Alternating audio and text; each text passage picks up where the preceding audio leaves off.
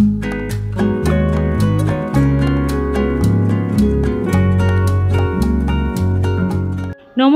শুভ সকাল বন্ধুরা, কেমন আছেন সবাই? মাম্পি ঘরকন্যা ব্লগে সবাইকে জানাই আরও একবার অনেক অনেক স্বাগত জানিয়ে ভিডিওটি শুরু করলাম। তো অনেক দিন পর আবারও ভিডিও নিয়ে চলে আসলাম। তো এদিকে দেখুন গরম গরম চা করে নিলাম, আর আজকে লিকার চাই করেছি। আর মাঝে মাঝে আমরা লিকার চাটা খাই, মানে বেশিরভাগ দিনই, খুব কম দিনই দুধ চাটা খাই।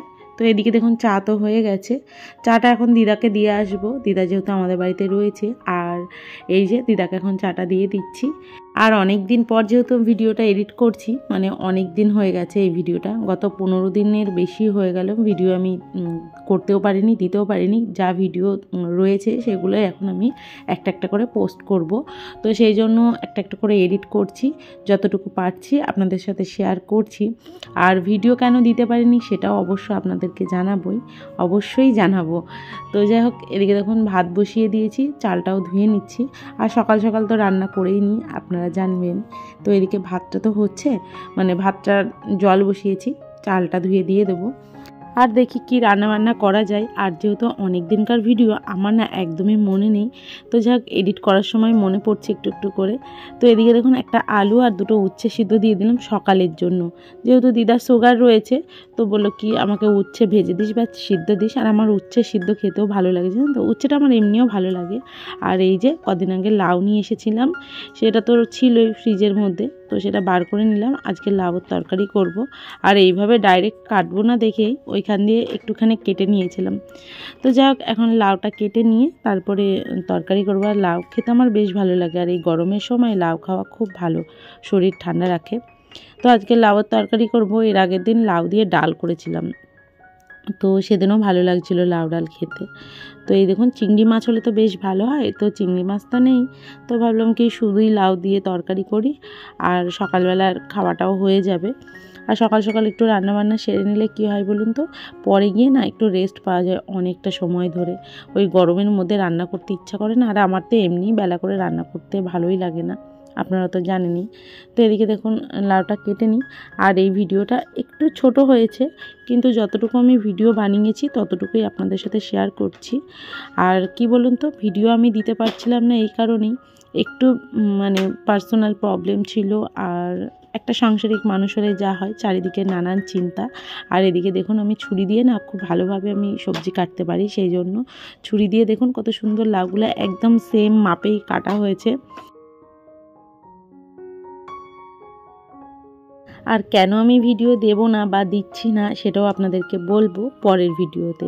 আর হ্যাঁ, ভিডিও একদমই দেব না তা কিন্তু নয়, ভিডিও দেব কিন্তু মিনি ব্লগ দেবো। হয়তো বড় ব্লগ দিতে নাও পারি, কেননা বড় ব্লগ করতে তো সময় লাগে, আবার এডিট করতেও সময় লাগে। তো সেই জন্য ভেবেছি মিনি ব্লগ দেবো।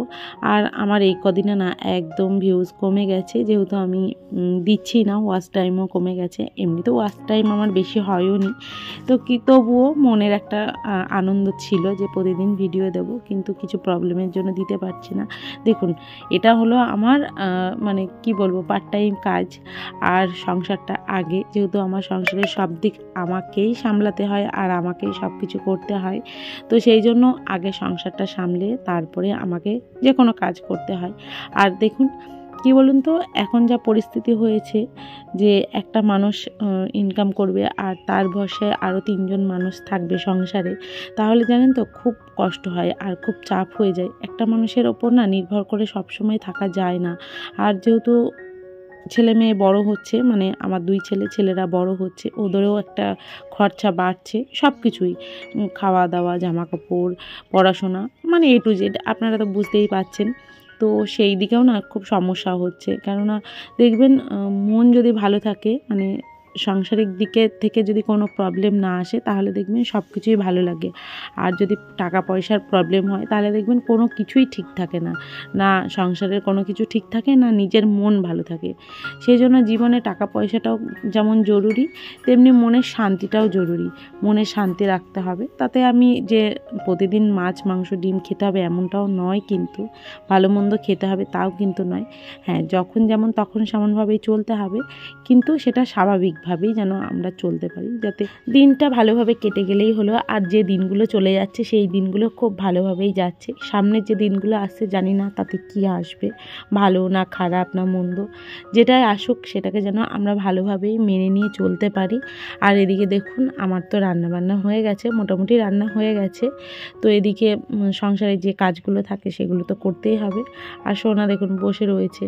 আর আমার ঠিক মনে নেই সেদিন স্কুলে গেছিল কি না, আর কি বার ছিল সেটাও আমার একদম মনে নেই, যেহেতু 15-16 দিনের আগের ভিডিও, তারও বেশি, হয়তো 20-25 দিন হয়ে গেল। তো এদিকে দেখুন ডিম রান্না করেছিলাম, আজকে ডিম রান্না করেছি আর চাটনি আর লাউ শাকের তরকারি। তো দেখুন এই রান্না বান্না হয়েছে। আর আজকে অনেক জামা কাপড় কেচেছি।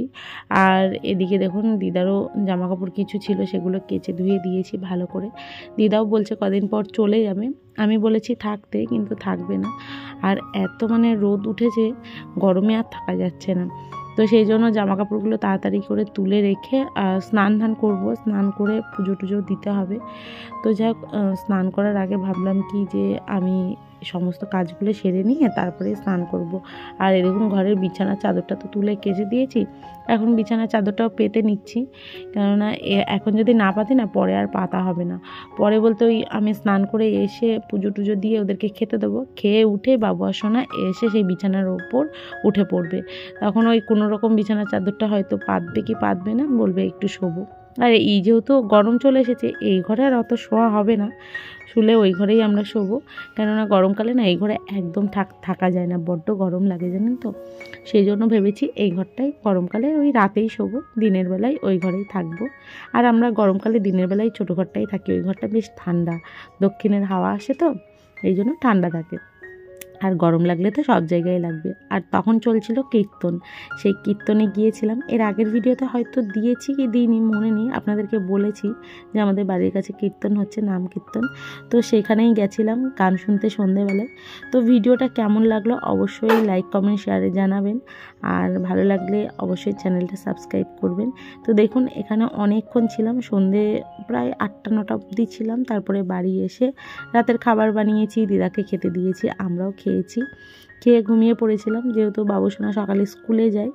আর এই দেখুন রাত্রিবেলায় বাড়ি এসে রান্না বান্না করে রাতের পুরো একদম কিচেনটা ক্লিন করে রেখেছি, দেখুন এত সুন্দর করে। আর কদিন আগে যেহেতু আমাদের এই কিচেনটা এরকম সুন্দর করে ডেকোরেশন করেছি, বেশ ভালো লাগে দেখতে, জানেন তো। তো যাই হোক, আমার তো সমস্ত কাজ হয়ে গেছে। তো ভিডিওটা এই পর্যন্তই থাকছে, দেখা হচ্ছে পরের ভিডিওয়। সবাই ভালো থাকবেন, সুস্থ থাকবেন, অবশ্যই আমার পাশে থাকবেন। আর আমি ডেলি চেষ্টা করব মিনি ব্লগ দেওয়ার। তো আজকের মতো আসি।